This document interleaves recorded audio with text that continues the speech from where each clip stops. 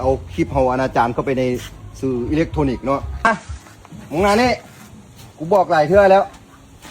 เมาแล้วเอาตัวทีบเอาผู้หญิงผู้หญิงมาเอาลงไปซักคุยเบิ้ลเลยที่นอนกูหันลงไปโอ้ยเปลี่ยนสีอันนี้ก็เลยโอ้ย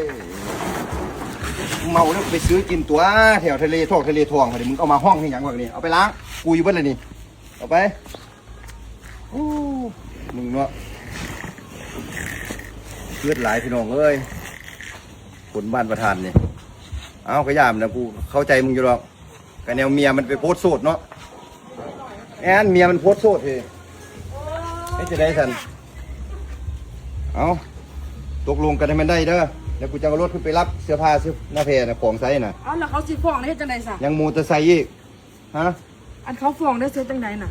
ฟ้องก็ฟ้องคืนตัวมันเอาคลิปเฮาอนาจารเข้าไปในสื่ออิเล็กทรอนิกส์เนาะ